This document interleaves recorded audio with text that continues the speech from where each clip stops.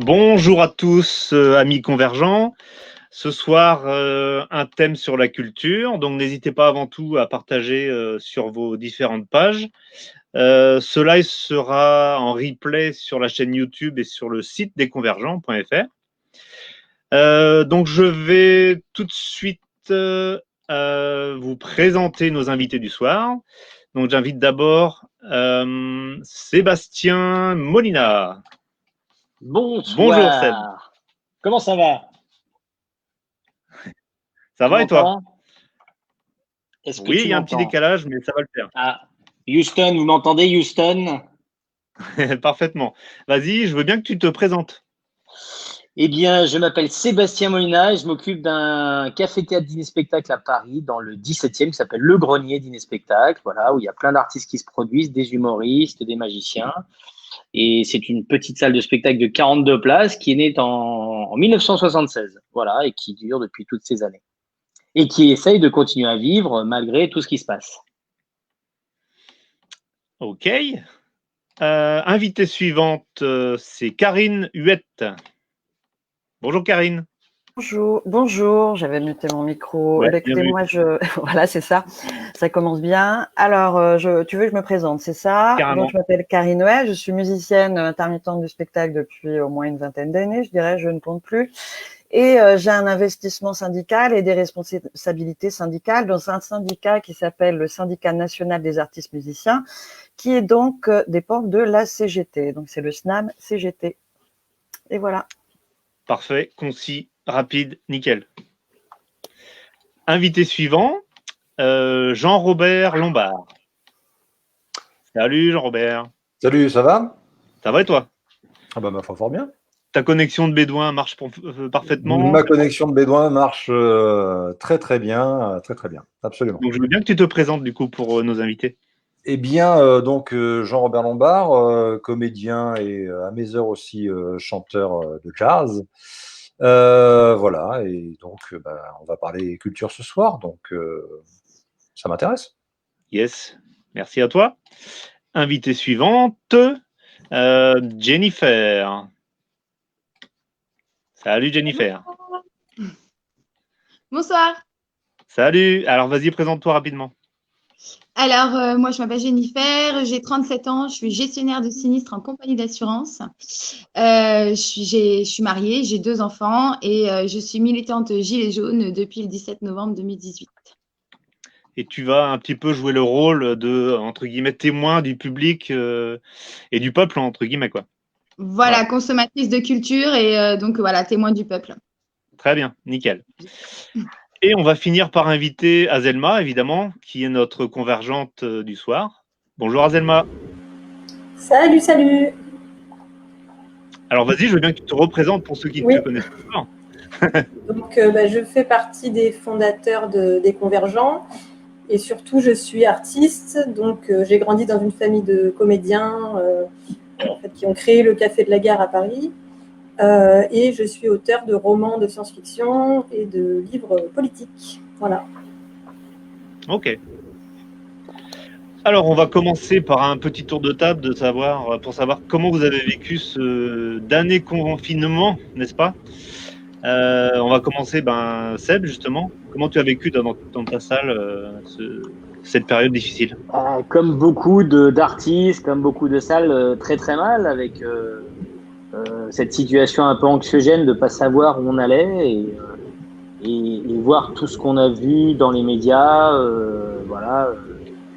C'était une période, je pense, pour tout le monde historique que nous avons vécue.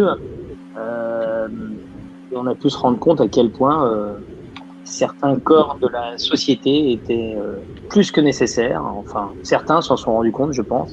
Je pense à toute la à toute la médecine, toutes les infirmières, à tous les gens qui ont continué à travailler malgré ce confinement, tous les gens qui étaient aux caisses, dans les magasins, dans la rue, enfin voilà, tout ça, quoi. Donc, au-delà de l'artistique, c'est vrai qu'on a d'abord vécu ça, comme tout le monde, de façon humaine et, je veux dire, un peu désemparé de voir tout ce qui se passait. Et puis, dans un second temps, ça nous a aussi permis de prendre du recul sur plein de choses. Moi, je sais que pendant ce confinement, je n'ai pas arrêté de travailler toute la journée pour que la salle puisse continuer à exister, pour que les artistes puissent continuer de jouer. Donc, il a fallu trouver des solutions économiques,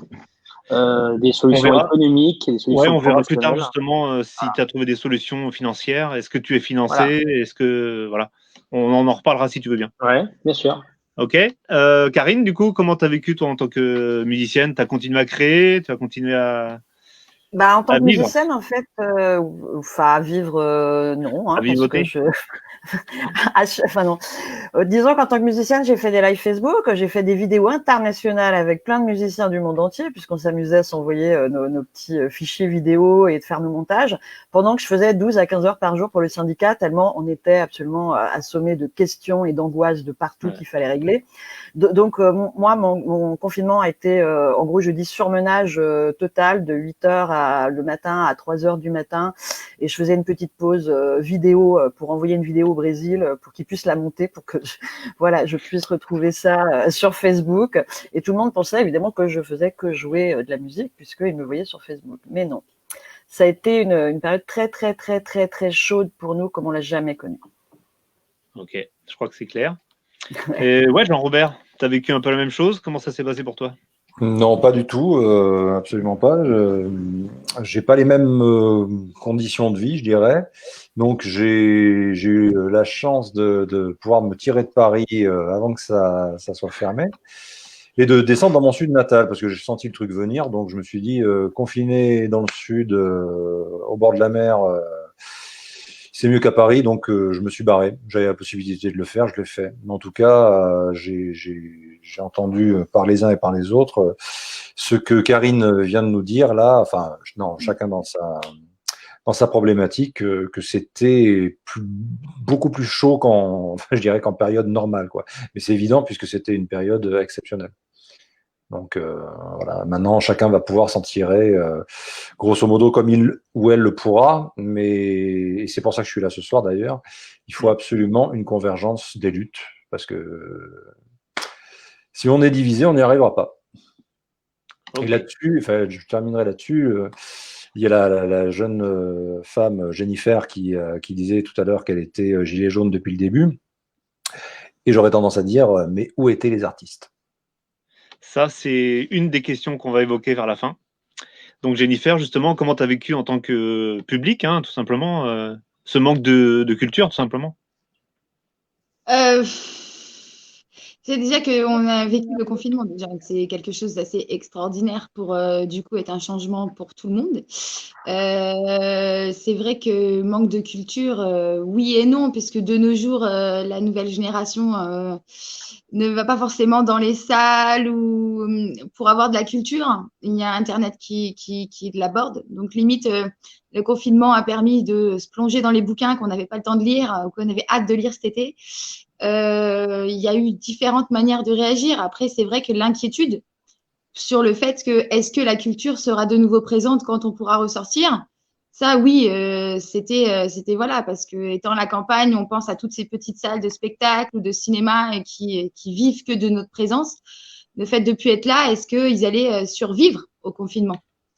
Voilà, c'est. Ouais, je parlais évidemment plus de spectacles vivants, hein, puisque tout le reste est accessible via les réseaux sociaux, évidemment. Voilà, c'est ça. Mais c'est vrai qu'il y a quand même. On a eu la sensation que le confinement allait nous relier à la culture parce que justement nous permettre d'avoir le temps, peut-être plus. Mais effectivement, il y a l'inquiétude du après. Ok. Adelma, même question. Oui, déjà en tant qu'auteur, c'est vrai que c'était un peu compliqué. Heureusement, entre guillemets, que j'avais le chômage, mais sinon, je ne pouvais pas vivre puisqu'en fait, tous les salons du livre étaient annulés, toutes les dédicaces étaient annulées. Donc, Et puis c'était un peu au fur et à mesure, enfin, on ne savait pas trop ce qui allait se passer, personne ne nous disait, personne ne sait lire l'avenir, mais même les gouvernements ne pouvaient rien nous dire. Donc ça a été un peu au fur et à mesure, on a eu quelques aides, mais très très faibles, heureusement par des associations d'auteurs qui étaient là pour faire le boulot. Et voilà, donc c'était un peu compliqué. Et puis même là maintenant, les salons reprennent, mais alors certains organisateurs sont un peu frileux pour maintenir leur date parce qu'ils ne savent pas trop s'il y aura une deuxième vague ou pas. Et organiser un événement, c'est quand même assez compliqué, il faut s'y prendre à l'avance. Mais même quand c'est maintenu, on a nos masques en salon du livre, c'est un peu de la science-fiction. Voilà, moi qui suis auteur de science-fiction, ça me parle, quoi. Enfin, on est devant des gens et on a un masque, on ne sait pas si la personne nous sourit ou pas. Donc voilà, mais bon, comme tous les corps de métier, on est touchés, quoi. Ouais, donc tu parlais un peu des aides, justement, si on part du postulat que l'État a abandonné la culture. Je vais demander ça à Karine peut-être, puisque qu'est-ce qu'a fait l'État pour notamment les intermittents et les artistes jusque-là? Bon, là c'est marrant, on dit ça aujourd'hui parce qu'on sait tous que l'arrêté est sorti du fameux décret qu'on attend depuis des mois et des mois et des mois et des mois. Et en plus, ça sécurise plein de gens, ce décret qui sort. Pour expliquer aux gens, c'est que les intermittents ont une prolongation de droit jusqu'au 31 août 2021. Aujourd'hui, c'est acté au journal officiel. Le décret n'est pas sorti, mais a priori, nous, on a lu les projets de décret. Ils n'ont pas l'air d'avoir changé des premiers projets de décret qu'on avait lus au mois de début juin, ceux qu'on a lus fin juillet, là. Donc, a priori, voilà, il y a forcément des oubliés dans cette histoire. C'est-à-dire qu'il y avait beaucoup de gens qui font des yo-yo, qui sortent, qui reviennent dans l'intermittence, etc. Alors ceux-là, voilà, ils ont vraiment pas de chance s'ils étaient à un moment où ils allaient y revenir, parce que même s'il leur manquait 10 heures avant le 1er mars, ils sont pas en fin de droit après le 1er mars. Donc, ils n'auront pas le droit à ça. Et pour l'instant, l'État n'a rien réglé là-dessus. Et si je parle de ça en premier, c'est parce qu'on peut quand même s'en réjouir, parce que ça nous a donné quand même aussi beaucoup de travail, ces histoires, entre les pétitions à soutenir, entre toutes les revendications à remettre, à discuter avec tout le monde pour les remettre à peu près toute égalité un peu partout. Ça a été beaucoup de travail, mais il faut pas que le gouvernement se cache derrière ce truc-là pour pas qu'on puisse reprendre le travail. Parce que reprendre le travail, c'est aussi que Sébastien puisse ouvrir sa salle, parce que c'est la même chose en même temps. Hein. Si nous, et là, ce qui se passe aussi avec cette prolongation au 31 août 2021, ça veut dire que l'État suppute ou subodore que le 1er septembre, nous reprenons le travail normalement, puisque il nous faut 507 heures en 12 mois. C'est ça. Et donc voilà, et on voit très très bien que ça va pas nous reprendre normalement. On a encore plein de choses annulées à l'automne un peu partout. Et alors, une des choses, on a fait une campagne la semaine dernière, cette semaine, en début de semaine, pour ceux qui ont vu, sur les salles qui sont du coup debout et pas assises, où on a aucune instruction pour savoir comment on fait dans ces salles-là. C'est-à-dire, donc en septembre, on ne sait pas comment on reprend dans ces salles-là. Il y a tout un pan des spectacles qui ne peut pas jouer du tout, quoi. Tout simplement. Exactement. Il n'a aucune préconisation sanitaire, rien. Et alors après, même sur les salles assises, on voit que c'est compliqué. J'ai eu par exemple un festival au téléphone début de semaine qui me dit bah ouais, mon maire il dit 4 mètres carrés machin. Alors ils ont mis un festival de jazz d'ailleurs en Bretagne, entre le maire, le préfet, les préconisations ministérielles, etc. Ils se retrouvaient à pouvoir mettre 90 personnes sur leur truc. Ils m'ont dit bah moins de 200, nous on est morts, donc on annule, etc. Donc on se retrouve dans ces situations-là en permanence. Donc effectivement, et puis on l'a vu, nous, avec depuis le mois de mars-avril, on est quand même en lien avec le ministère, mais en permanence avec le ministère de la Culture. Mais alors, je vous raconte pas les anecdotes que je peux avoir, hein, parce que… Si, s'il te plaît. Si, raconte une.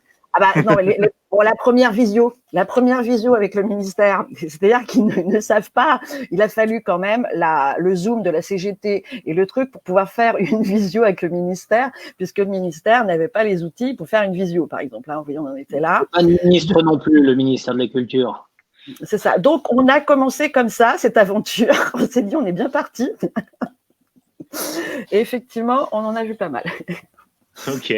Bah, du coup, transition avec Sébastien. Comment tu as vécu financièrement l'histoire? Est-ce que tu as eu des aides dans ta salle?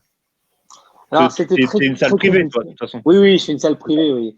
Alors, c'est très compliqué, en fait, parce que moi, j'ai tout de suite appelé ma banque qui m'a complètement suivi avec je sais pas si vous avez entendu parler du PGE, le prêt garanti d'État. Ouais. Alors, c'est une grosse problématique, ce prêt, parce qu'en fait, c'est un leurre, il faut bien le dire. C'est-à-dire que une fois que vous avez souscrit à ce prêt, je vous la fais courte au niveau administratif, mais en gros, avec votre numéro de SIRET de la société, vous allez chercher une attestation que l'État vous délivre pour la banque, comme quoi l'État s'engage à garantir le prêt, comme son nom l'indique. Mais une fois que vous avez souscrit à ce prêt, eh bien, en fait, vous passez à côté de plein de subventions. On vous dit, non, on va pas vous aider parce que vous avez le droit au prêt garanti d'État. Donc, en gros, on vous dit, vous allez vivre à crédit et vous allez vous débrouiller avec ça, quoi. Moi, j'ai perdu plus de 100 000 euros sur ma salle, ce qui est énorme. Énorme. J'ai racheté cette salle en 2018. J'ai fait des investissements pour que ce lieu continue d'exister. C'est une salle qui a fait plusieurs fois un kebab, pour tout vous dire. Donc, voilà, ce qui est dégueulasse dans l'histoire, je dis clairement, j'emploie des mots forts, c'est qu'à un certain moment, on nous a donné des leurres pour s'en sortir. Alors effectivement, après, ils ont voté des subventions. Effectivement, là, j'attends des subventions. Mais il est clair que les subventions, elles seront minimes par rapport aux pertes engagées. Et il y a un moment donné, c'est vrai qu'il faut réfléchir un petit peu. Ce que disait tout à l'heure Karine avec les distances de sécurité. Moi, je peux vous dire que le problème, c'est que le gouvernement, enfin le ministre de la Culture précédent, on l'a pas vu. Moi, je suis désolé, je sais pas si vous le connaissez. On l'a vu apparaître 2 fois. Il paraît qu'il y avait un ministre. Moi, je l'ai vu, j'ai vu une très jolie photo de lui avec du lierre. Ouais. Il tenait un lierre dans les mains, un peu comme une statue grecque. Mais c'est tout ce que j'ai vu de lui. Ah ouais, j'ai entendu parler de l'échelle de Richter, mais au niveau conneries, mais sinon le reste. Voilà, c'est pas mal. Mais voilà, en fait, le problème, c'est qu'il y a aussi un moment donné dans cette crise, les politiques prennent des décisions, elles sont appliquées 3 mois après. Et 3 mois après, les données ont encore changé. Et aujourd'hui, au niveau des normes sanitaires, je peux vous dire que nous, le grenier, on a réussi à rouvrir. Pourquoi ? Parce qu'on a des one-man shows sur scène. Toutes les compagnies, toutes les salles, cabarets qui ont des artistes qui se croisent, qui se touchent, ce qui est le cas aussi du cinéma, vous ne pouvez pas tourner, vous ne pouvez pas jouer parce que les artistes ne doivent pas se croiser.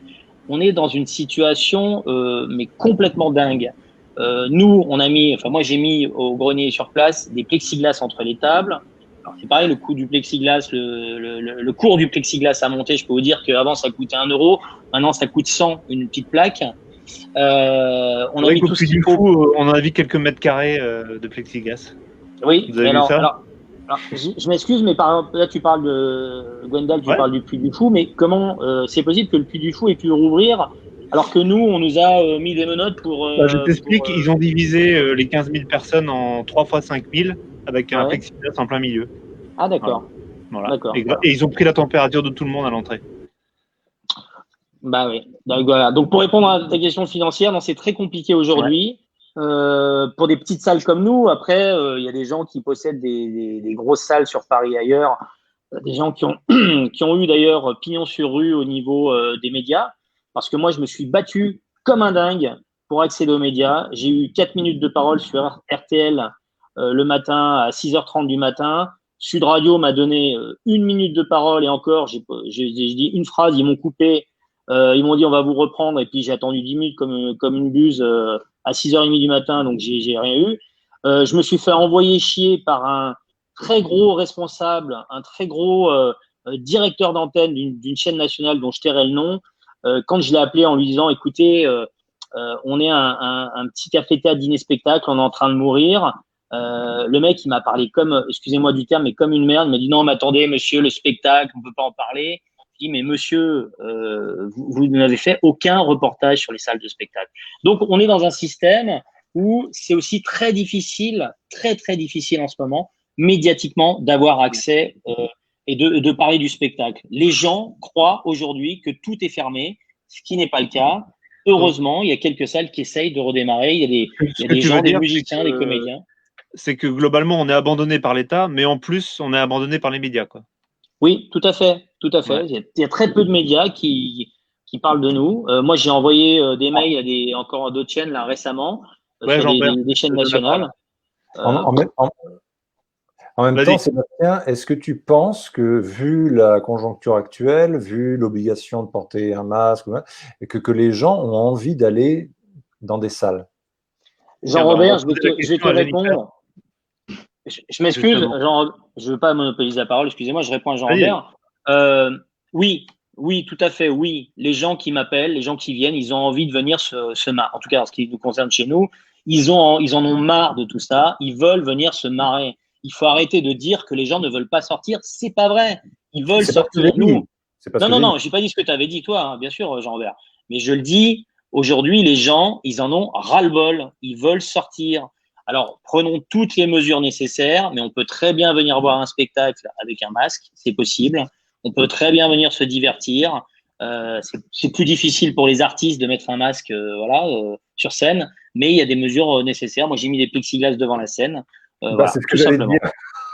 Tout simplement, non, mais tu as raison. Ça fait un Voilà. peu spectacle par balle, mais bon. Non, alors pas du tout, parce que figure-toi qu'il existe des systèmes de plexi qui sont très transparents. Je vais te dire même tellement transparents que des fois tu te les prends parce que tu les vois plus. Et ça m'est arrivé. Il y a des opérations de nez cassé, du coup. Ouais. Jennifer, qu'est-ce que tu en penses du coup de... Est-ce que ça te donne envie de retourner voir des spectacles ou est-ce que tu as Moi, peur? je suis très volontaire de retourner voir des spectacles, de sortir. Après, c'est un petit peu les moyens qui manquent. Voilà. La peur de l'avenir. On ne sait pas si on va pouvoir manger le mois prochain. Alors du coup, c'est un peu délicat de se dire on va s'offrir un spectacle, un cinéma, un théâtre, voilà. On en a vraiment envie, hein, comme le dit Sébastien. C'est vrai que la population a envie de sortir de toutes ces périodes d'angoisse. On a envie de se redistraire. On a envie de revivre la culture dans toute sa diversité. Après, c'est vrai que est-ce qu'on n'a pas forcément envie de se soumettre à toutes ces distanciations, même si on comprend la dangerosité du virus. Enfin, voilà, c'est un petit peu ambigu parce que voilà, moi, personnellement, j'ai envie de faire vivre tout ça. J'ai envie que tout perdure et absolument qu'on perde pas ces liens de culture et de spectacle. Il y a beaucoup trop de flou, en fait. C'est-à-dire que on a envie, par exemple, d'aller au théâtre. Est-ce qu'il faut venir avec un masque?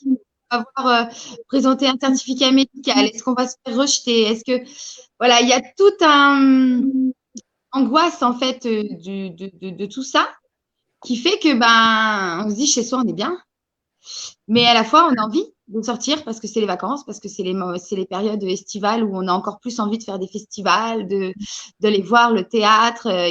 On a plus de temps normalement, donc plus besoin et plus envie. C'est difficile. Je ne sais pas quoi. Je ne veux pas te couper. Vas-y. Pour ma part, je suis quand même très étonné parce que l'été, c'est quand même la période des festivals en plein air, que ce soit musique, théâtre, danse ou autre, et que la possibilité pour au moins ces lieux de plein air de travailler, de faire travailler les artistes, je ne comprends pas pourquoi on n'a pas donné la possibilité à ces lieux-là au moins ces lieux-là, au moins, excuse-moi Sébastien, hein, mais au moins ces lieux-là, de faire tourner la machine pour les artistes et pour les gens qui ont ces salles. Je trouve ça absolument scandaleux. Pour le public aussi, évidemment. Et d'où vient cette restriction à 5000 personnes? C'est totalement aléatoire, quoi. Enfin, 4999, c'est bon, quoi. Oui, non, mais voilà, mais on est dans la même problématique que notre cher président qui nous dit on remet les masques à partir du 1er août. Il nous dit ça le 15 juillet. Voilà, c'était la même débilité. Oui, pendant 15 jours, le virus va prendre des vacances. Il revient seulement le 1er août. Donc, résultat, on remet les masques depuis une semaine maintenant. Mais non, je crois au final, je pense qu'il y a une cacophonie totale. Je pense que les gens qui sont aux manettes ne sont pas capables. Et je pense que nos métiers, en tout cas pour les artistes présents, sont la 5e roue du carrosse, ni plus ni moins. Ce qui est important, c'est la bourse. Voilà. Et tout ce qui est injecté comme monnaie, des milliers de milliards, c'est-à-dire des trilliards. Et par pourtant, semaine, par semaine Non, pour excuse-moi, je maintenir t'interromps, mais la culture représente, je crois que c'est 7 fois plus que l'industrie automobile. Mais Tu c'est vois énorme, c'est énorme. Mais là est un autre scandale. Voilà. Ça n'est pas vivre des millions de gens. Sauf qu'on est plein de petites entreprises. On n'est pas juste 4 énormes entreprises automobiles. Donc, on peut faire moins de chantage à l'embauche qu'une grosse entreprise automobile quand on a des tonnes de TPE qui sont toutes petites et qu'embauchent des tonnes d'intermittents. Et pour juste donner de l'eau au moulin de ce que disait Jean-Robert par rapport à ces festivals qui n'ont pas lieu cet été, et on se dit pourquoi ils n'ont pas fait une sous-programmation, enfin, pas une sous-programmation, on peut pas appeler ça comme ça, mais une plus petite programmation, etc. Il y a une des raisons, c'est cette cacophonie dont vous parlez. Quand on organise un festival de 2000, 3000, 4000, 5000 personnes, on peut pas s'y prendre 15 jours à l'avance. On s'y prend 2-3 mois à l'avance. Et si on n'annonce pas officiellement des choses, en fait, ils se sont sentis vraiment, tous les festivals étaient dans un flou tellement total qu'ils pouvaient à un moment faire fonctionner leurs assurances et qui fait qu'on est dans une perte enfin, qu'on pouvait minimiser les pertes en faisant fonctionner les assurances à un moment. Donc, on peut pas revenir sur des assurances qui ont fonctionné sur énormément de gros festivals en France. Et puis tout ça parce que voilà, sans mesures, sans préconisation sanitaire qui tenaient la route, où on savait pas que ça, on savait que ça allait changer tous les 10 jours, tous les 15 jours. Ils se sont dit soit on met notre festival par terre si on n'est pas sûr du truc, soit on le sauve à ce moment-là en l'annulant totalement avec les assurances. C'est un peu ça qui s'est passé sur une majorité des gros festivals annulés aujourd'hui en tout cas. Il y en a quand même comme le Hellfest qui n'ont pas eu leur assurance. Tu vois, ils avaient souscrit une assurance spéciale pour toute pandémie et tout ça, et ça n'a pas marché. Donc, il y a toujours la petite clause en bas du contrat qui marche pas. Ça, je suis bien passée pour vous le dire. Effectivement, il y a toujours une clause et comme le Covid-19 est apparu comme une pandémie, quelque chose d'extraordinaire, ça rentrait pas dans les contrats. Donc, ça rentre pas dans les clauses. Est-ce que ça va rentrer bientôt dans les contrats alors, que dans les assurances? Ils le feront puisque, par exemple, la catastrophe d'AZF qui a été une catastrophe technologique, évidemment, quand c'est arrivé, il y a eu plein de gens qui se sont retrouvés à ne pas être assurés parce que les assurances n'avaient pas prévu, etc., etc. Et derrière, ils ont fait des clauses spécifiques, des garanties spécifiques, catastrophes et technologiques. Donc, ils ont créé le risque, la garantie pour derrière pouvoir faire souscrire à des gens qui ont peur. Voilà, les assurances, elles fonctionnent toujours comme ça. Elles parient sur la peur de la perte de notre travail et ça marche très bien. Ok, je vais donner la parole à Zelma parce qu'elle n'a pas encore parlé. Ton sentiment là-dessus sur l'abandon de l'État par rapport à la culture? Est-ce que tu as eu des aides, toi, tu disais? En fait, ce qui me vient… Ouais, j'ai eu quelques aides, mais en fait, j'avais pas le droit au fonds de solidarité de l'État, donc j'ai eu recours à une association d'auteurs, c'était la SGDL qui m'a aidée, et donc la Société des gens de lettres avec le Centre national du livre. Mais voilà, c'était assez compliqué, mais surtout ce qui me vient à l'esprit là, c'est le moment assez médiatique où Macron fait son show devant des acteurs de la culture. Je ne sais pas si Karine, tu y étais. Et on voit Franck Riester, ministre de la Culture, qui est à côté. Voilà, le ministre de la Culture qui est à côté, qui prend des notes comme s'il apprenait en même temps que nous ce qu'on allait donner aux artistes. Et Macron qui se retrousse les manches, qui s'ouvre bien sa chemise et qui sort des citations de livres et qui dit on va faire la révolution culturelle, on va réinventer la culture. Mais on s'en fout, c'est pas ça qu'on te demande. Et enfourcher le tigre. C'est notre métier, c'est pas le tien. Enfourcher le tigre, ouais. Et c'était beaucoup de blabla, et je veux dire, mais qui n'a pas pu voir ça? Je veux dire, c'était un jeu d'acteur très mauvais. Vous, les comédiens, vous avez dû le voir, quoi. Il joue super mal, en plus. Mais non, mais voilà, des gens sûrement sont tombés dans le panneau, mais en tout cas, c'était des paroles plus que des actes, et nous, ce qu'on veut, c'est des actes, bien sûr. Et c'est pas avec des mots comme ça, c'est pas en faisant des numéros dans des écoles. Il y a eu ça, et puis il y a eu aussi l'image. Ouais, pardon. Azelma, tu dis on veut des actes. Je ne sais pas si tu es ou si vous êtes au courant de ce qu'a dit notre nouvelle ministre de la Culture. Non. Que la situation était déjà assez difficile et qu'elle n'allait pas pleurnicher. Oui, de l'argent, exactement. Voilà. D'accord. Voilà, donc, bonne chance à tous. Ouais. Non, et puis juste c'est scandaleux, c'est lamentable. Il n'y a pas d'autre mot. Non, puis il y a une image qui me revient aussi quand les théâtres ont fermé et qu'on voyait certains avions qui continuaient de fonctionner pour certains grands dirigeants ou voire journalistes ou cadres, et on voyait cette image d'un avion à l'intérieur avec des gens qui témoignaient, hein, qui disaient moi je suis rentré dans l'avion, on m'a rien demandé, il n'y avait pas de masque, on était tous collés.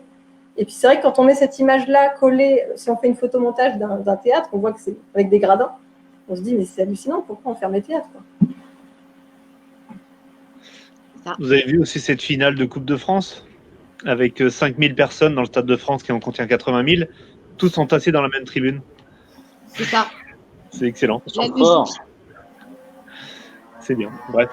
Oui, juste pour dire aux gens qui nous regardent de bien poser leurs questions, parce qu'à la fin… je suis en train de regarder, justement. Voilà. Ouais. On va poser les questions aux intervenants. On va peut-être passer au deuxième thème qui est corrélé au premier, évidemment. Hein. Jennifer, tu parlais tout à l'heure de remplir ton frigo, qui était quand même une priorité avant d'aller voir un spectacle. C'est quoi une vie culturelle pour quelqu'un qui a des difficultés comme toi? C'est comment te dire, c'est la débrouille en fait. C'est effectivement ça suivre des actualités et puis essayer d'avoir accès à la culture un maximum. Je dirais pas gratuite, mais disponible facilement. Donc voilà, on a des préférences culturelles, donc on essaye d'économiser pour pouvoir s'offrir le spectacle. Moi, en l'occurrence, je suis fan de Mylène Farmer depuis que je suis toute petite. C'est pas grave, hein, ça arrive. C'est la première fois, sa dernière tournée, que j'ai pas pu m'offrir un concert, alors que d'habitude, j'y allais plusieurs fois. Enfin, voilà. Mais bon, on essaye d'aller aux petits théâtres, aux événements qui sont culturels, qui sont dans notre patelin, les différentes choses pour faire vivre, en fait, pour donner envie que ça continue d'exister, pour encourager les différents bénévoles, les différents intermittents qui s'y engagent. Je suis dans un village qui aime bien faire quelque chose sur le Moyen-Âge et qui organise des super journées médiévales. Ben voilà, il faut faire vivre ces choses-là quand on n'a même pas beaucoup de moyens, mais y aller quand c'est possible, quoi. Après, on sait qu'on est privé de plein de choses. On est privé des dernières pièces de théâtre. Ben, on attend qu'elles passent peut-être à la télé un jour, ou voilà. On se fait inviter par des amis aussi. Enfin, il y a toutes sortes d'astuces, mais ça reste qu'on aimerait bien s'offrir un théâtre en famille, que j'aimerais bien emmener mes enfants voir le cabaret, voilà, il y a plein de choses qui font notre culture française riche. Et on peut pas Alors, je t'interromps tout de suite. Il n'y a pas de culture française. Il y a une culture en France, a dit notre président. Oui. Alors, tu as tort. Tiens, du coup, Jean-Robert, puisque tu interviens, où sont tes pairs? Où sont tes collègues médiatiquement? On les voit pas? Par rapport à… Non, les gens, on va dire, qui sont un peu plus médiatisés, qui sont un peu plus connus, artistes, acteurs, chanteurs, comédiens. On a eu cette magnifique cacophonie avec, on ne dira pas de nom, mais quelqu'un qui fait du one-man show et qui est très célèbre et qui a dit oui, les gilets jaunes, je ne sais pas ce qu'on va faire, mais on est ensemble, machin. Et une semaine après, il disait non, mais les gilets jaunes, c'est terminé, c'est la vieille histoire. Je ne sais pas si tu veux parler. Mais enfin bon. Alors, figure-toi, j'ai une petite anecdote. Un ami. Je suis allé à un de ses spectacles et je lui ai coupé le micro. C'est taquin. Ça a failli être la fin de ma carrière, mais bon. Il y a quand même des gens, je ne suis pas tout à fait, bon, bien sûr, il n'y a pas énormément de gens qui se sont investis, mais il y a quand même des artistes qui se sont investis. Il ne faut pas être complètement. Par rapport à quoi? Par rapport à la crise. Par rapport aux gilets jaunes, par rapport aux manifs. Oui. Vous avez par exemple la Bajon qui est très investie depuis le début de tout ça. Oui, mais elle fait image d'exception. Ouais. Anne-Sophie. Non, mais il faut en parler aussi parce que tout n'est pas blanc, tout n'est pas noir. Voilà. Donc c'est pas tout blanc ou tout noir. C'est que honnêtement, je ne m'en orgueillis pas. C'est juste la façon dont je fonctionne. Pour moi, contrairement à Jennifer, les fins de mois ne sont pas difficiles. Ça va très bien. Mais sauf que c'est pas parce que pour moi ça va très bien niveau finance que je ne dois pas être fraternel, paraît-il, hein, liberté, égalité, fraternité, avec ceux qui en chient. Excusez-moi l'expression. Et dès octobre ou novembre de 2018, je suis allé dans la rue manifester pacifiquement, parce que je suis contre toute violence, avec les gilets jaunes. Je ne portais pas de gilet jaune, mais parce que je considérais depuis le début que, en tant que Français, je n'ai pas à porter de gilet jaune. Je suis un Français qui soutient ceux qui souffrent et qui, par là même, est motivé à d'autres niveaux. Et je n'ai pas retrouvé dans les manifestations mes amis artistes de Paris. Voilà. Et sur Facebook, je leur ai dit, mais vous êtes tous les copains, vous êtes tous les copines. Et qu'est-ce qui leur faisait peur alors Silence radio. Et j'ai trouvé ça absolument scandaleux. Les artistes qui, pour la plupart, se disent de gauche, donc forcément des gens qui pensent aux autres avant eux-mêmes, si toutefois c'est la vraie définition, ce qui me fait doucement rire, ils étaient où? Enfin, j'ai pas de mots. Moi j'ai trouvé ça d'un égoïsme et d'un. Jean-Robert, donc je prends pas de risque. Je trouve ça dégueulasse. Tu sais très bien que les artistes de gauche, comme tu dis, attends, excusez-moi, ça m'appelle, je coupe. Les artistes de gauche, on a beaucoup d'artistes de gauche caviar, quoi. Voilà, et c'est énormément d'artistes de gauche caviar. Donc les bobos parisiens, voilà quoi. Moi je suis gauche et droite, moi j'ai pas d'étiquette. Moi je me bats aussi pour les injustices et bon. À mon niveau, comme je peux, voilà, je suis pas médiatisé, je me montre pas, mais voilà quoi, c'est tout. C'est vrai que la gauche caviar, moi j'en ai marre d'entendre des artistes de gauche, la gauche caviar, ça va bien quoi, tu vois les mecs, stop quoi, arrêtons. C'est scandaleux de voir des mecs qui se prennent pour des sauveurs et qui derrière ne font strictement rien. Qui se prennent surtout pour les bons, pour les justes. Karine, oui. De ton côté, est-ce que ça a bougé de ton côté quand ça a commencé en octobre-novembre 2018? Sur les retraites, oui, mais je vais faire un petit commentaire avant pour essayer de m'adapter à votre discours parce que moi, je représente la musique et j'ai vraiment un prisme très musique. Et du coup, quand j'ai eu très peur quand j'ai vu ta question, Gwendal, hein, quand tu me l'as envoyée, je dis oh là là, on va encore me reposer la question. Et en gros, quand on parle de musique, on me demande où est, je sais pas, Alain Souchon, machin. Enfin, je veux dire toute une liste de chanteurs extrêmement connus. Donc en gros, si on n'est pas vu à la télé, on n'est pas un artiste. Alors je vais quand même rappeler des chiffres, c'est que 65% des spectacles sont faits dans les salles de moins de 200 places. Donc ça veut dire que l'emploi culturel, les intermittents, alors peut-être qu'on est des artisans, moi par exemple, demain je vais jouer dans un hôpital psychiatrique, parce qu'en ce moment on a des plans un peu bizarres. Hier, j'ai fait une intervention dans une médiathèque sur les femmes compositrices, alors c'était un report du mois de mars, hein, on parle de l'égalité femmes-hommes du coup au mois de juillet, alors c'est l'avantage du Covid, on en parle toute l'année, mais on est quand même présent un peu partout, qu'on soit connu, pas connu, je sais pas quoi. Alors le mot artisan, moi je le reconnais aussi, mais du coup faites attention juste à cet emploi du mot artiste qui voudrait dire qu'on passe à la télévision ou qu'on est, voilà, parce que en fait, est-ce qu'un musicien de Bretagne est un artiste? Non, je sais très bien que c'est pas du tout. Je l'entends souvent comme ça en musique. Et en musique, j'ai souvent peur parce que quand je vois des produits marketing qui sont quand même du coup les premiers qu'on entend à la radio, il faut qu'on compte sur eux, si vous voulez, pour avoir la parole. Pour nous, c'est pas gagné. Donc du coup, on compte un peu sur nos camarades, nos collègues qui travaillent à peu près tous les jours dans les salles dont je parle, de moins de 200, dans les cafés théâtres. On a eu, par rapport à l'emploi, une des choses qu'on a réussi quand même à faire, c'est qu'on a revalorisé des taux pour l'emploi direct, par exemple dans les cafés, pour ceux qui connaissent le GIP Café-Culture, c'est pour employer des musiciens dans les bars. Et en gros, toutes les cotisations sociales sont, du coup, c'est une subvention. On a fait installer des taux Covid qui sont du coup beaucoup plus hauts. Ou du coup, quand on va jouer, le patron du bistrot paye, on va dire beaucoup moins qu'avant le Covid. C'est pris en charge à peu près à 65%, hein, Karine, je crois que c'est ça. Voilà, disons qu'un quartet lui revient à 250 €. Voilà, tout le monde est déclaré, etc. Enfin, je parle vraiment technique et de manière pragmatique, ce qui pour eux normalement reste quand même quelque chose de correct. Mais ce que je veux dire, c'est qu'on joue dans tous les endroits qui existent justement pour que ce soit accessible à peu près à tout le monde, que ce soit des gens qui habitent dans des quartiers, dans des villages. Et nous, le champ de syndicalisation du SNAM, on peut en parler comme ça parce qu'il va des musiciens qui travaillent dans l'industrie musicale jusqu'aux musiciens qui font du GIP Café Culture dans les bars. Et on ne fait absolument aucune différence je veux dire, de celui qui va travailler dans les écoles de musique, celui qui fait les zéniths, et celui qui fait les salles de moins de 300, et celui qui fait, enfin, etc. On les rencontre tous.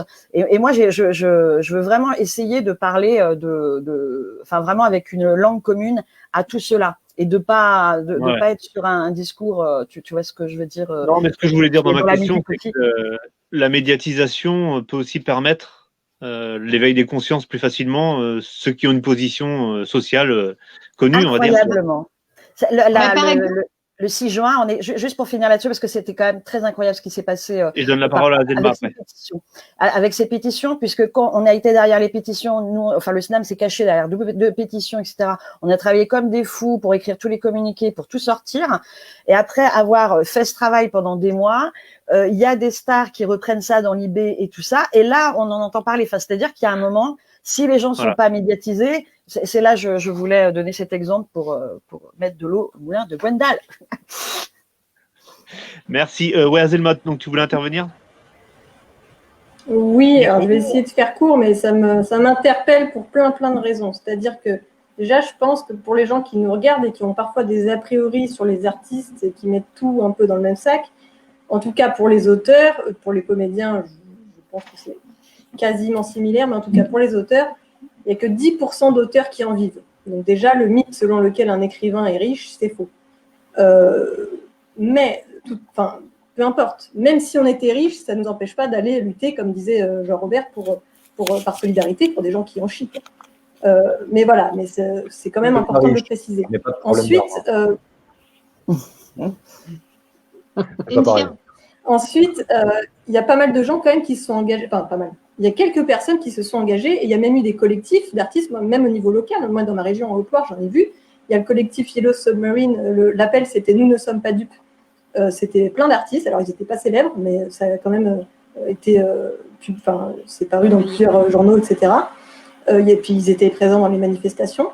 Ensuite, il y a quand même un truc, c'est que, en tout cas, moi, je parle en mon nom avec mon expérience. Vous me direz si vous pensez comme moi. Mais moi, avant, je me disais, mais les artistes, pourquoi ils ne s'engagent pas quand on leur pose une question politique? Pourquoi ils ont envie de rester neutres? Pourquoi ils tournent autour du pot et tout? Et puis, moi, je me suis engagée, j'ai assumé mes propos sur plein de trucs, autant dans les Gilets jaunes que pour l'écologie ou pour la cause animale. Voilà. Et je me suis rendu compte que, d'une part, je me faisais boycotter dans mon milieu par des librairies, par des journalistes, même par des voisins. Enfin, c'est un truc de fou. Et par des lecteurs aussi. Mais aussi, dans l'autre sens, par des Gilets jaunes qui, sous prétexte que j'étais artiste par ailleurs et que j'ai fait ça avant, enfin, c'est mon métier, que je me servais des Gilets jaunes pour vendre des livres. Donc, est-ce qu'un boulanger, on lui reproche de vendre du pain? Je veux dire. Oui, mais là, tu es face à la stupidité. Ouais. Oui, non, mais ce que je veux dire par là, c'est qu'après avoir vécu ça, et je l'assume et je ne regrette rien, mais je comprends mieux pourquoi certains s'engagent moins publiquement. Après, c'est une forme de lâcheté qu'on peut soutenir ou pas. Mais en tout cas, dans le milieu artistique, c'est la peur de perdre une carrière aussi. Ah bah, c'est clair. Tu t'engages publiquement, ça va tu perds le travail. Mais de toute façon, la parole n'est pas libre, n'est absolument pas libre. Là, tu parles d'artistes qui auraient tendance à ne pas communiquer sur des choses politiques ou autres parce que ça pourrait leur porter préjudice dans leur carrière. Déjà, comment se fait-il? On n'est pas dans la terrible Russie de Poutine, on est dans la gentille France de Macron. Donc, normalement, ça devrait bien se passer quand on dit quelque chose. Et disons que dans une entreprise, en mettant les artistes de côté, dans une entreprise, c'est la même chose. Si tu n'es pas corporate, comme on dit en eh bien, on va vite te faire comprendre que dans cette boîte, on pense comme ça, on pense autrement. Moi, je vais vous donner juste une petite anecdote très vite. Je me suis retrouvé dans le 20e, à Paris où je suis, à une soirée avec des artistes de théâtre parisiens et autres, des gens ouverts à la culture, ouverts à l'autre et tout ça.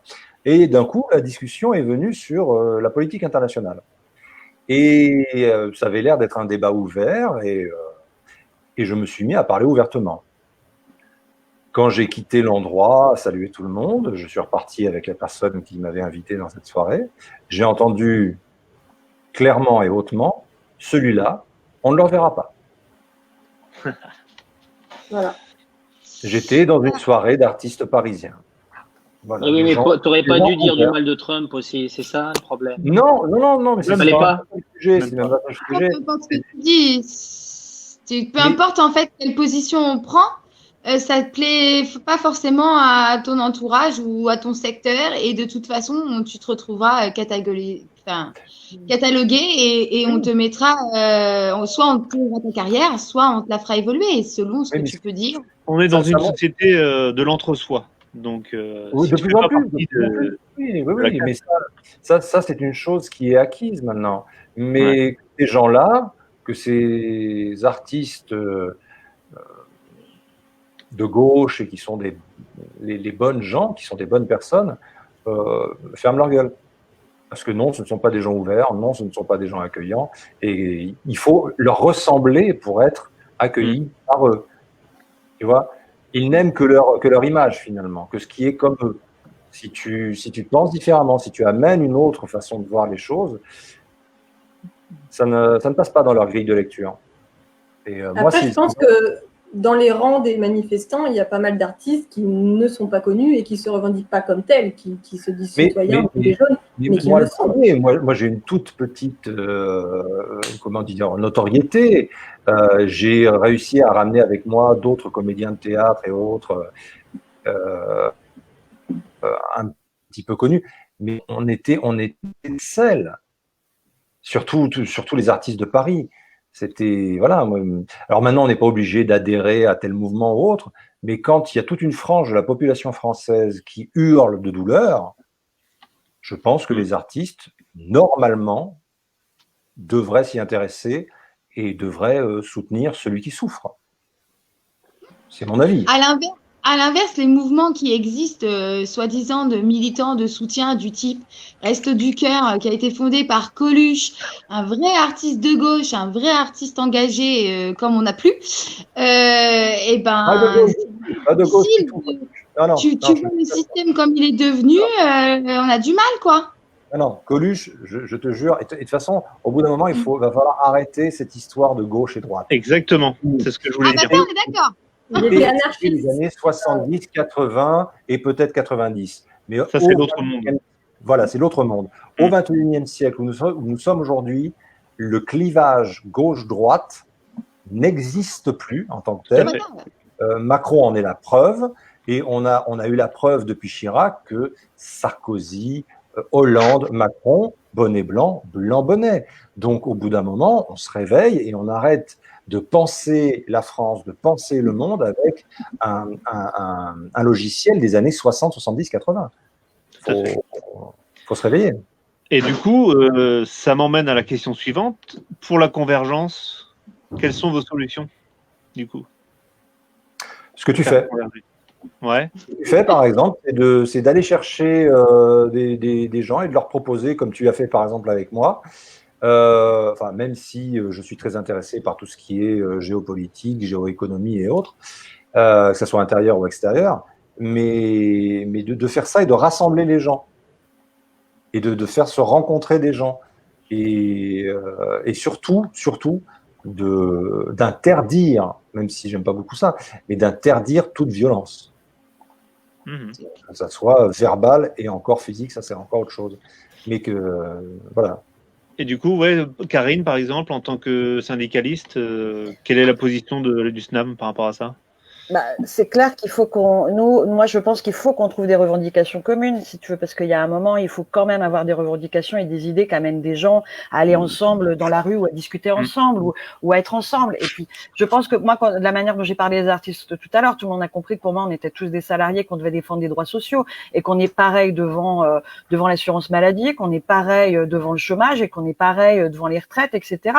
Et qu'on est pareil devant ces inégalités qui sont en train d'exploser entre les plus pauvres et les plus riches, et que ce soit à l'intérieur, nous, de nos métiers, où ça explose aussi, et que ce soit dans la société. Et ça peut que fédérer, parce que j'ai pas envie de fédérer avec des idées comme ça, mais malheureusement, il faut avoir des idées, des propositions.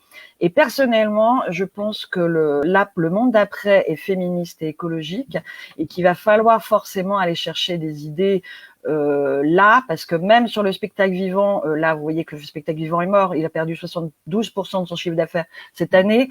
On va le reconstruire. Il faut qu'il soit reconstruit sur des idées un peu plus, je dirais pas que moderne, mais en tout cas réaliste pour que ça tienne sur le temps. L'écologie, pour moi, et si je tenais tout à l'heure à parler de mes petites salles et tous mes petits trucs, c'est parce que je crois aussi au circuit court. Je crois à beaucoup d'idées comme ça qu'il va falloir mettre en place. Et donc, il faut aussi déjà préparer toutes ces petites salles dont on parle, de ces machins. Le GIP Café Culture qui est expérimental en Bretagne sur les concerts de proximité, par exemple. Bon, je suis que sur des anecdotes, mais il va falloir commencer comme ça pour que on construise ce tissu sur tous les territoires de France, enfin de la France en tout cas. Oui, alors chez les convergents, on estime qu'avant tout ça, il y a peut-être un plus petit dénominateur commun à trouver. C'est-à-dire qu'on se réunisse avant tout sur une seule idée de base, hors clivage, hors idéologie, hors tout ça. Azelma peut peut-être en parler. Ce serait éventuellement le changement de ce système. Oui. Nous, ce qu'on dit chez les convergents, c'est que toutes les luttes singulières menées parallèlement, elles ne se touchent jamais. Et donc, avant de parler de toutes ces causes, il faudrait au moins sur une grosse action massive, voire plusieurs, mais arriver à se rejoindre. Alors, on a fait un sondage récent qui dit, chez nous, on aimerait tenter une action où on ne verrait pas nos identités visibles, c'est-à-dire on n'aurait plus les drapeaux forcément, soit de syndicats, soit de corporations, soit de partis, etc. Histoire de montrer qu'on est tous, voilà, et même les gilets jaunes qui sont devenus aussi, c'est devenu aussi une espèce de bannière. Ouais. Voilà, une sorte de bannière, alors qu'au départ c'était justement là pour regrouper un maximum de citoyens. Mais maintenant, en l'état, 2 ans plus tard, on pense que c'est aussi devenu une corporation visible en tout cas. Et au niveau de l'image, ça pourrait être intéressant d'être tous entre guillemets de la même couleur. Enfin, c'est pas ça, mais avec tous nos identités propres, bien sûr, mais cette action commune. En tant que Françaises et Français, quoi. Ouais, voilà. Je dirais même, Jean-Robert, en tant qu'être humain, avant tout. Voilà. Femme, oui, non, mais en ce qui nous concerne, cette problématique, elle est en France. Ouais. Elle est gérée. Elle est quand même bien mondialisée, je trouve. Non, oui, mais en ce qui nous concerne, nos problématiques sont dans notre pays, gérées, si on veut dire, par notre gouvernement. Donc, c'est pour ça que je dis, en tant que Françaises et Français, de toute obédience, de toute couleur, c'est pas le problème. Mais on ne peut se réunir que par rapport à mon sens, la République. Et donc, agir, soit Karine en tant que ce qu'elle représente, Azelma aussi, Sébastien et moi-même dans le spectacle, ok, mais pour un autre pays, quoi, pour qu'on puisse enfin, à mon sens, retrouver notre pays. Ce qu'il a été, tout ce qui a été mis en place, par exemple. Enfin, excuse-moi, je termine juste ça. Tout ce qui a été mis en place par mon Dieu, je perds mes mots. Le Conseil national de la résistance. Tout ce qui a été créé par des communistes, par des types de droite, de socialistes et autres, tout ça est en train d'être détruit depuis 45 ans. C'est clair. Pour ceux qui ont, moi, c'est mon âge, et j'ai depuis la fin des années 80 et 90 commencé à comprendre que tout ce qui avait été créé par mes grands-parents et mes parents, certains s'évertuaient à le détruire petit à petit. Mais là, ils ont mis la surmultiplier. Parce qu'ils ont vu que le peuple bougeait, mais pas une partie suffisante. Non, et puis, je vais remonter quelques questions. Désolé. Je termine juste je pense, rien que si on prenait juste la hausse des salaires, par exemple, qui est une revendication, on voit plein de manifestations divisées en corps de métier où un tel va demander sa hausse de salaire, un tel machin, mais on veut tous une hausse de salaire. Parce qu'on a peur qu'avec ce genre d'action, mais Macron, il l'a bien compris d'ailleurs, de temps en temps, il va donner des petits cadeaux à certains pour les calmer. Et puis ces gens-là, on ne les revoit plus en manif. Donc c'est pour ça, il faut vraiment contrer ça et essayer de faire une action en amont qui soit avec une revendication beaucoup plus large. Et donc justement, Christophe Waffler nous demande si pensez-vous que manifester est la solution. Est-ce qu'il y a d'autres solutions ? Oui. Quand les rues seront pleines de millions de Français, ils ne pourront pas dire ils étaient 50 000. Parce que c'est exactement ce qui s'est passé avec les Gilets jaunes. On était je ne sais pas combien de centaines de milliers dehors, et sur toutes les chaînes, et y compris le gouvernement, ils divisaient les chiffres par 10, ce qui est absolument, enfin, c'est scandaleux, c'est dégueulasse, il n'y a pas d'autre mot.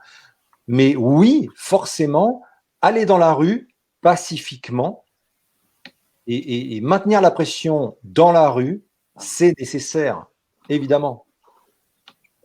Du coup, question de Naïla. Que pensez-vous de la date qui émerge du 12 septembre pour l'appel national à Paris? Et serez-vous dans la rue ce jour? Je n'étais pas au courant. Non. Évidemment. Qui était au courant? Si, moi j'étais au courant et je pense que nous on sera dans la rue le 12 septembre. Alors j'ai un peu oublié le pourquoi et tout ça. J'ai même hurlé quand j'ai vu cette date en disant non mais on va pas attendre le 12 septembre pour aller dans la rue. Je me souviens, je l'ai vu cette date. Et effectivement on sera tous dans la rue. Nous on va faire un appel en tout cas pour dire exactement ce que c'est. Voilà. Question pour Sébastien. Patrick Claire. Pour les dirigeants de salles fermées, avez-vous pensé à des captations vidéo en live et diffusées en live sur Internet en faisant payer aux gens une place de spectacle un peu minorée? Voilà. Question dure. Bah, c'est difficile parce que, par définition, le spectacle vivant, ça se voit en live. Ouais. Et c'est la captation, la vidéo, c'est très réducteur, en fait, de capter un spectacle. Il faut que ce soit bien fait, il faut du matériel, il faut des moyens, donc ça coûte très cher. Et puis nous, on est une petite salle de 40 places, donc c'est très compliqué, quoi. Donc pour notre cas à nous, c'était pas une solution envisageable. En revanche, j'ai créé une émission qui s'appelait, puisque hein, c'est terminé, Les Talents Confinés du Grenier, où on a invité des artistes, on a parlé on a diffusé, on a fait une émission de divertissement en fait, avec des sketchs. Et des interviews d'artistes qu'on a eu la chance de recevoir en toute intimité. Et les gens étaient très contents de voir, entre guillemets, des vedettes de la télé nous parler en toute simplicité, quoi. Voilà. Et ils sont venus nous soutenir pour soutenir la salle et les artistes du Grenier. Ok. Bon, on n'arrive pas loin de la fin. Je vais faire un petit tour de table. Parole libre. Voilà, en commençant par Jennifer, par exemple. Si tu as des choses à rajouter. En tout cas, j'espère que la culture va survivre à tout ce bazar parce qu'on en a tous besoin et parce que ça éveille les consciences et que ce soit par la musique, par le théâtre, par le spectacle, ça rapproche les cœurs et les hommes et donc il faut absolument que la culture survive à ces décisions complètement ubuesques de notre gouvernement. Voilà. Ok, c'est vrai qu'une société sans culture est une société décadente, de mon point de vue. Qu'est-ce que tu en penses, Karine? Ouais, moi, je vais être plus pragmatique. Il nous faut un bon plan de relance là pour nous parce que vraiment, autrement, là, on va vraiment mourir. Il y a beaucoup de gens qui vont mourir s'il n'y a pas un plan de relance qui arrive fin août, voilà, correctement. Et je mettrais une deuxième chose, un peu plus de solidarité. Et je demanderais même aux intermittents d'être solidaires avec le régime général pour le chômage, en tout cas, qui a beaucoup plus de mal que nous, même si apparemment là, il y a un recul sur la réforme de l'assurance chômage, enfin pour le régime général, mais en tout cas de la solidarité interprofessionnelle pourra aider à remonter tout le monde. Ouais. Attends, il y a Jean-Robert qui était parti, je le Oui, voilà, te revoilà. J'ai eu un problème de connexion, mais c'est pas grave. Eh bien, du coup, puisque tu es là, quel est ton sentiment? Qu'est-ce que tu veux dire pour finir ce petit live? Ah merde, j'avais fait exprès pour pas parler. Flûte. Ah, ok. Bon, bah, Sébastien, du coup. Salut. Et au revoir. Non, en tout cas, je veux juste donner un message d'espoir à tous ceux qui nous regardent ce soir. C'est que cette problématique de Covid, ainsi que toutes les autres, et je pense que le Covid peut être pris, s'il ne doit être pris, comme un accélérateur de volonté, comme quelque chose qui peut nous motiver à entrer en résistance par rapport à ce projet qu'on nous propose, qui est de diviser tout le monde en corporations ou en communautés, comme ils disent. Oui, ouais, voilà, moi je suis contre les communautés. Nous sommes tous et toutes des Françaises et des Français à part entière.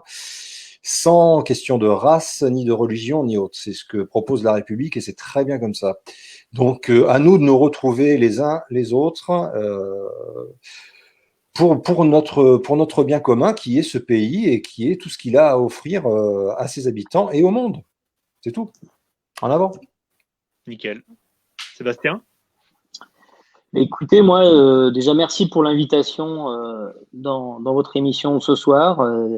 Voilà, ce que je voudrais vraiment dire à tout le monde, tous les gens qui nous regardent et qui verront cette émission, c'est qu'il faut vraiment aller soutenir les artistes, qu'ils soient comédiens, musiciens, magiciens, danseurs, tous les artistes du spectacle vivant. Ça, c'est très important. Comme l'a dit Karine, c'est très compliqué.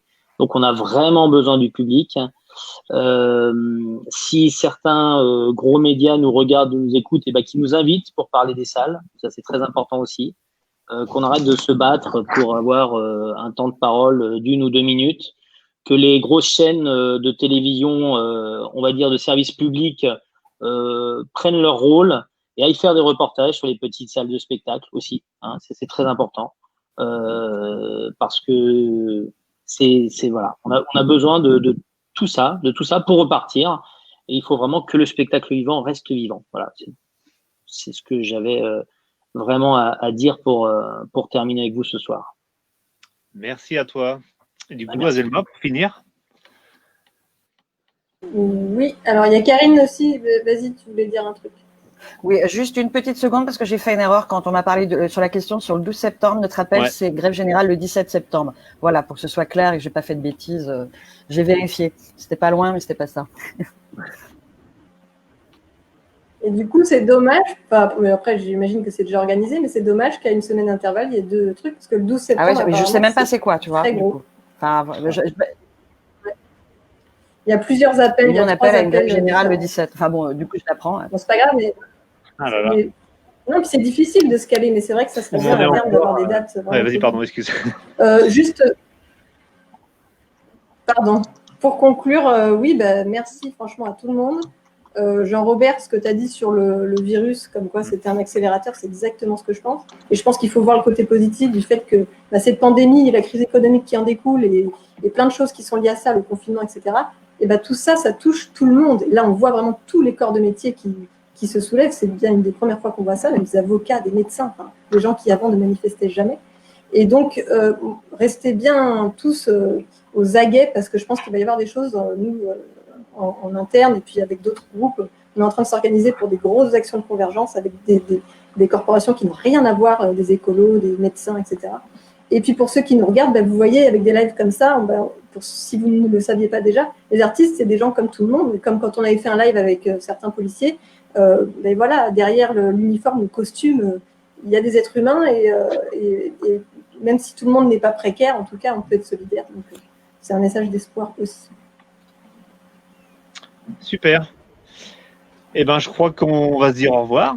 Et puis, je vais dire à nos internautes que tout est en replay sur le site des Convergents et sur la chaîne YouTube Les Convergents. Ouais. Gwendal, je peux dire un dernier tout petit mot, c'est possible? Vas-y. Est-ce que je peux faire une petite promo? C'est possible ou pas? Hop, je coupe le micro. Sinon, je fais la mienne. Non, on peut ou pas? On a le droit ou pas? Allez, on fait un vote. Qui est pour? Kaamelott, le film sort en novembre. Allez le voir. Allez. Et voilà, c'est parti. Jean-Robert, il est bien le film.